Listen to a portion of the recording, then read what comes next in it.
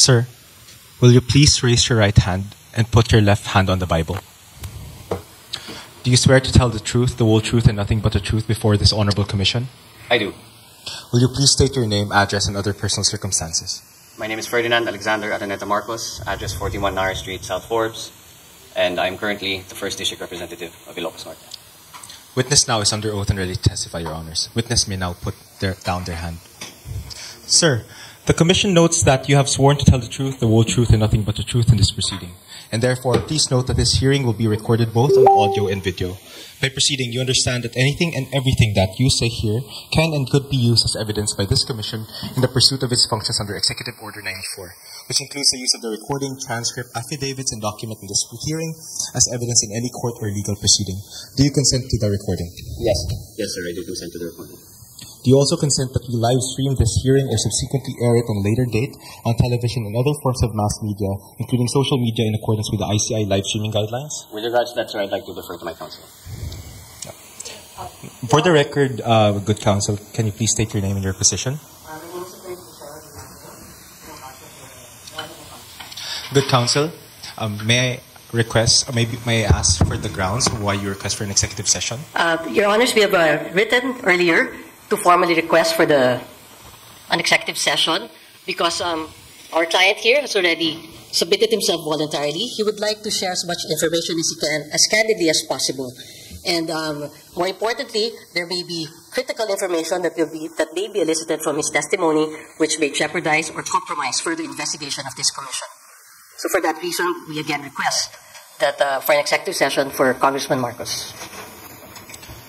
Sir, do you consent to distribute copies of your sworn affidavits and other exhibits to the public and other forms of mass media, including social media? Yes, sir, I consent. Do you confirm that you submitted to the Commission a letter requesting for an executive session? Yes, sir, we do. Do you consent that the Commission may share this letter request to the public and other forms of mass media? Yes, sir. You may now be seated. Thank you.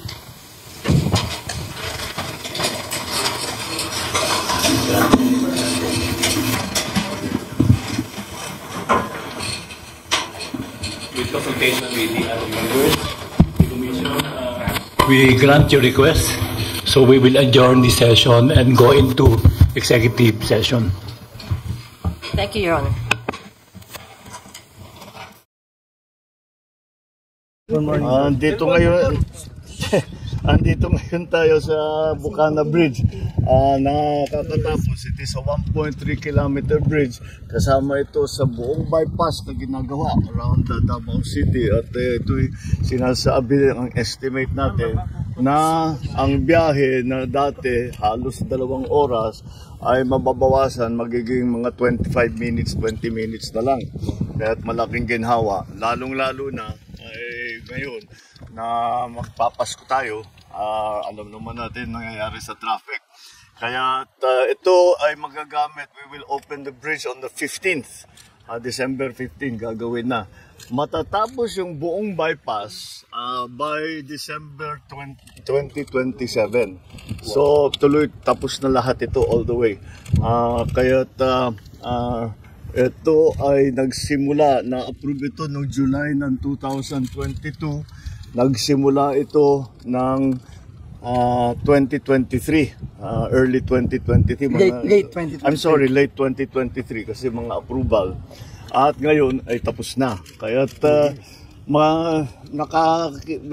natulungan naman tayo ng ating mga Chinese na contractor dahil ang ganda ng technology nila, kaya't napakabilis at marunong talaga sila magpatayo ng magandang tulay, magandang infrastructure na mabilis at nasa tamang gastos, nasa tamang presyo.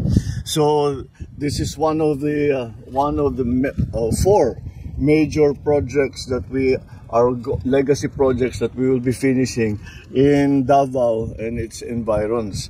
So nakatapos na tayo, marami na tayong nabuksan na section dito, and this will be now another major part of this bypass road. So I'm congratulating the DPWH for their good attention to this matter, and lahat ng nagtrabaho rito, congratulations, at we're looking forward to December 15 kung kailan meron ng dadaan na traffic dito. Thank you.